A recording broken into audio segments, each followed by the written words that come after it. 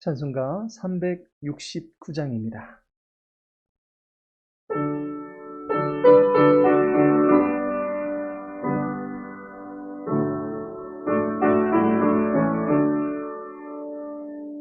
죄진 맡은 우리 구주 어찌 좋은지 본지 걱정 근심 무거운지 우리 주께 맡기세 주께 고함 없는 거로 복을 받지 못하네 사람들이 어찌하여 나를 주를 모를까 시험 걱정 모든 괴로움 없는 사람 누군가 부질없이 낙심 말고 기도드려 아에세 이런 진실하신 친구 찾아볼 수 있을까 우리 약함하시오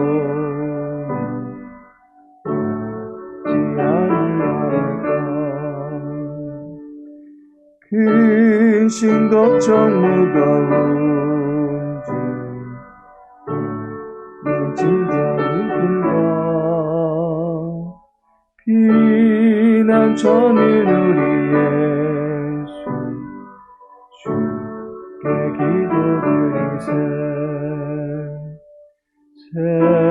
세상 친구 멸시하고 너를 조롱하여도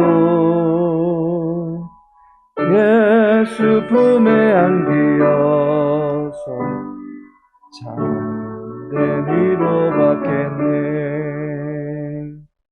아멘.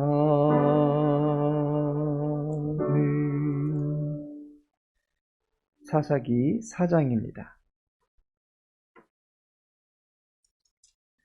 사사기 4장 1절에서 3절까지의 말씀입니다. 1절에서 3절까지의 말씀 함께 읽겠습니다. 에훗이 죽으니 이스라엘 자손이 또 여호와의 목전에 악을 행하매 여호와께서 하솔에서 통치하는 가나안 왕 야빈의 손에 그들을 파셨으니 그의 군대 장관은 하로셋 학고임에 거주하는 시스라요 야빈 왕은 철병거 900대가 있어 20년 동안 이스라엘 자손을 심히 학대했으므로 이스라엘 자손이 여호와께 부르짖었더라. 아멘. 오늘 본문의 말씀 통해서 또라는 제목으로 함께 말씀 나누고자 합니다. 급속하게 변하는 지금의 시대는 다양한 세대들을 만들어내고 있습니다. 제가 젊었을 적에는 저희들을 가리켜서 X세대라고 이야기하고 그 이후로 N세대, P세대, 월드컵 때는 W세대가 등장하였습니다. 그리고 지금은 MZ세대다라고 말하고 있습니다. 2000년의 문턱에서 사회에 등장한 세대가 주를 이루는 밀레니얼 세대라고 해서 M세대라고 이야기합니다.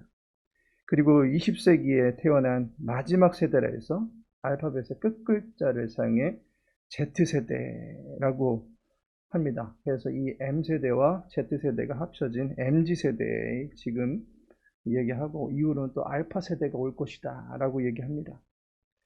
시대의 흐름 속에 다양하게 나타나는 세대들은 그들만의 문화와 또한 그들만의 독특한 가치관을 형성하게 되고 결국 사회 전반에 걸쳐서 그들의 특성이 영향이 나타난다라고 하는 것을 알게 됩니다. 오늘 본문에 보면 특별한 세대가 등장합니다. 본문의 배경은 1절에 보니 에훗이 죽으니라고 말함으로써 에훗이 죽은 후에 이스라엘의 역사를 말해주고 있습니다. 그런데 무슨 사건인가 하고 들여다보게 될 경우에 어디서 많이 본 듯한 사건임을 감지하게 됩니다. 사사기 기자는 1절에 이스라엘 자손이 또 여호와의 목전에 악을 행하매 라고 말합니다. 또 다시 똑같은 일이 벌어졌다라고 하는 것을 말하고 있습니다. 또 무슨 일이 벌어진 것입니까? 80년의 평온한 시대를 보내고 난 뒤에 다시금 새롭게 등장하는 세대들이 그들만의 문화를 형성했는데, 오늘날로 말하자면 이들을 가리켜서 2세대가 등장했다라고 말할 수 있습니다. 2세대, 즉 이블 제너레이션이라고 할 수 있는 사악한 세대가 등장했다라는 것입니다. 하나님 보시기에 가증한 짓을 하고 하나님의 진노를 불러일으키는 세대입니다. 그들이 저지른 악은 사사기 5장 8절에 정확하게 언급되어 있습니다. 무리가 새 신들을 택하였으므로. 에훗 이후에 이스라엘은 또 다른 신을 택하여 섬겼다라는 것입니다. 또라고 하니까 이전 역사에서도 비슷한 사건이 있었다라고 하는 것을 의미합니다. 사사기 3장 7절에 보면 이스라엘 자손이 여호와의 목전에 악을 행하여 자기들의 하나님 여호와를 잊어버리고 바알들과 아세라들을 섬긴지라 라고 말합니다. 온니엘이 이러한 이스라엘의 악을 돌이키게 만들고 40년간의 평화를 누리게 하였습니다. 그런데 12절에 보면 이스라엘 자손이 또 여호와의 목전에 악을 행하니라 라고 말합니다. 에훗이 등장하기 전에 이스라엘은 또 악을 행하였습니다. 여호와가 아닌 다른 신을 섬긴 것입니다. 그리고 이제 에훗이 죽은 후에 이스라엘은 또 악을 행했다라고 사사기 기자가 말해주고 있는 것입니다. 사사기의 특징 중에 하나가 이러한 죄의 악순환이 계속되어진다라고 하는 것을 볼 수가 있습니다. 이스라엘은 어려움을 당할 때마다 비슷한 패턴을 보입니다. 첫째로는 이스라엘이 범죄합니다. 그 다음으로 여호와의 심판이 나타납니다. 심판이 임하게 되면 이방 민족에게 고초를 겪게 됩니다. 그러면 세 번째 과정으로 이스라엘이 회개하며 부르짖습니다. 다음으로 사사를 통한 구원이 이루어지는 것입니다. 다시는 그러지 말아야지 하겠지만 또다시 이스라엘이 범죄하는 과정이 다시 나타나는 것을 보게 됩니다. 그러면 또 심판이 되고 또 이후로 회개가 나타나고 또 구원이 이루어지고, 그러고 난 이후에 또다시 재타락의 과정이 총 7번이 등장합니다. 구약에서 7이라고 하는 것은 완전수입니다. 사사시대에 이스라엘의 전 세대가 완전히 타락했다라고 하는 것을 반복해서 보여주고 있는 것입니다.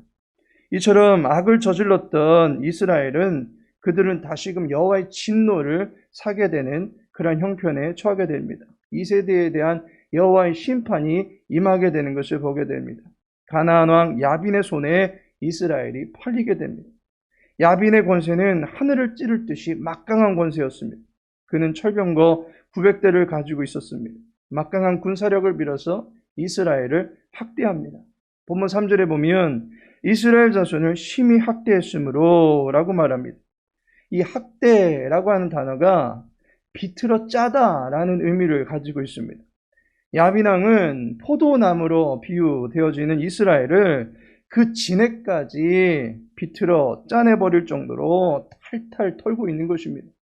이스라엘은 짓눌리고 비벼대고 으깨져 버린 포도 껍질처럼 20년이라는 세월 동안 학대를 받게 되었다라는 것입니다. 게다가 그들이 여호와께 첫 번째로 범죄했던 온니엘 때에는 8년을 이방 민족에게 압제를 받았습니다. 그리고 두 번째 범죄했던 에훗의 때에는 18해 동안 압제받았습니다. 그런데 세 번째 범죄의 올무에 걸렸더니만 이제는 20년이나 압제를 받고 있는 것을 보게 됩니다. 죄가 반복될수록 점점 그들에게 주어지는 여호와의 진노가 가중되어지고 있는 것을 보게 됩니다. 그러자 이스라엘이 어떻게 합니까? 3절에 보시면 이스라엘 자손이 여호와께 부르짖었더라 라고 말씀하고 있습니다. 과연 여호와는 이스라엘의 이런 반복된 부르짖음에 대해서 이제 어떻게 반응하시게 됩니까? 그 모습은 내일 살펴보도록 하겠습니다. 하나님께서 사랑하시는 성도 여러분, 본문의 말씀을 통해서 생각해 보고 싶은 것은 죄의 집요함입니다. 이스라엘의 역사 속에서 결코 사라지지 않는 죄는 점점 더 이스라엘을 힘겹게 만드는 흑역사를 만들고 있습니다. 죄는 태초 동산에서부터 겟세마네 동산에 이르기까지 어찌 보면 매우 성실하게 자기의 할 일을 하고 있습니다. 삼킬 자를 찾고 있다라는 것입니다. 베드로 사도는 마귀를 가리켜서 베드로전서 5장에서 삼킬 자를 찾는 사자와 같다라고 말하고 있습니다. 마귀가 굶주렸다는 것입니다.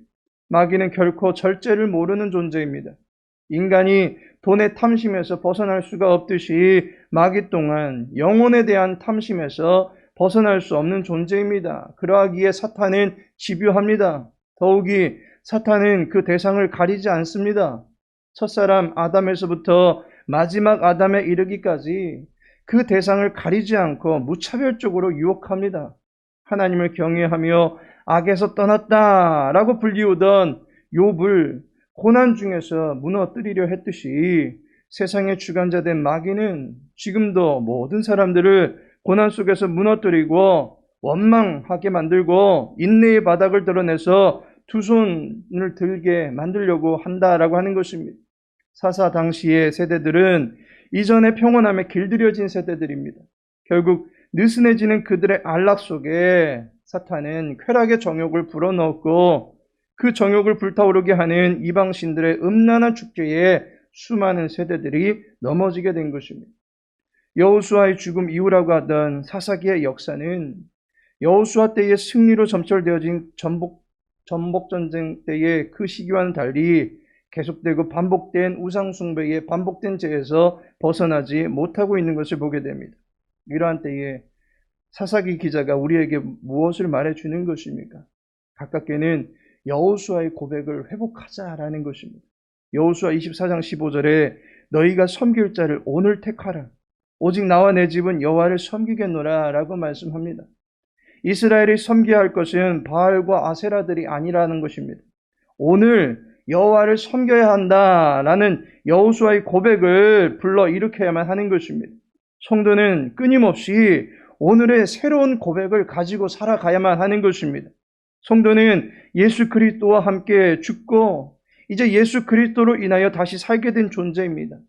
다시 살게 된 우리의 가슴 속에 오늘 다시 택하겠다라고 하는 고백을 잃어버리지 말아야 한다라고 하는 것입니다.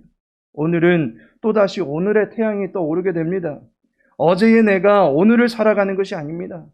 오늘 또다시 우리를 살리신 그리스도를 믿고 의지하며 오늘 또 다시 저는 여호와를 섬기며 살겠습니다 라는 고백을 매일같이 할 수 있어야만 하는 것입니다. 그리고 여호수아의 고백은 신약의 바울사도의 고백으로 이어지게 됩니다. 이 시대를 살아가는 우리는 바울사도의 고백을 또한 가슴에 품어야만 할 것입니다. 고린도후서 6장 2절에 보니 이르시되 내가 은혜 베풀 때에 너에게 듣고 구원의 날에 너를 도왔다 하셨으니 보라 지금은 은혜 받을 만한 때요 보라 지금은 구원의 날이로다 라고 말씀하고 있습니다. 하나님의 은혜를 헛되이 받지 않기 위해서 바로 지금 그리고 오늘을 은혜와 구원의 역사가 펼쳐지는 날로 보내라고 말씀하고 있습니다. 나를 나되게 하는 것은 오직 하나님의 은혜입니다. 나를 나로 받아들이지 못하고 부끄러워 쥐구멍에라도 숨기고 싶도록 만드는 것은 사탄의 역사입니다. 하나님은 어제의 부정한 나를 씻기시고 다시금 새로운 날, 새로운 피조물로서 그리스도와 함께 살아가도록 우리를 변화시켜 주시는 것입니다.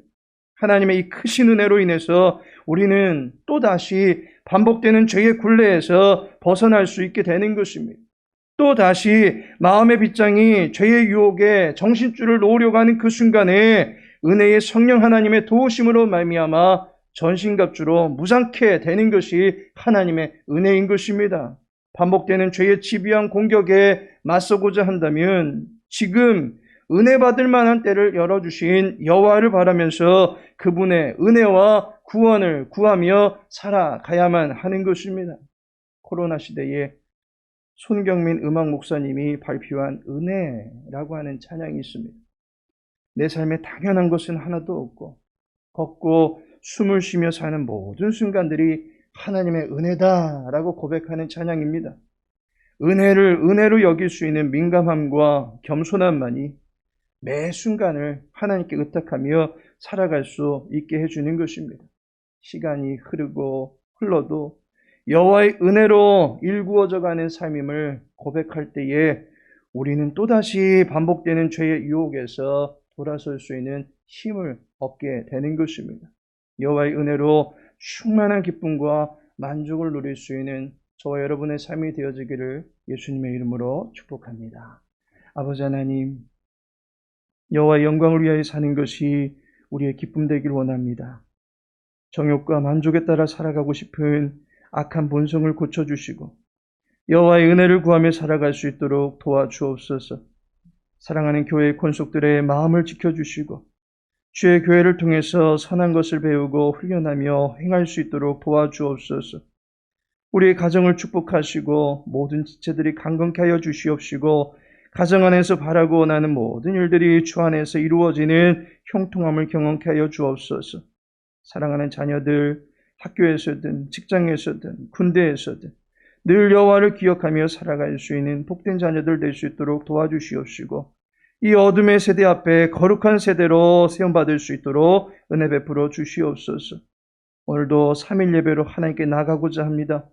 예배를 사모하며 모일 수 있게 해주시고 주의 제단에서 흐르는 생명수에 우리의 영혼과 몸이 충만하게 적셔지는 복된 시간 될 수 있도록 도와주옵소서. 오늘 한날의 모든 삶을 주께 의탁하며 예수님의 이름으로 기도합니다.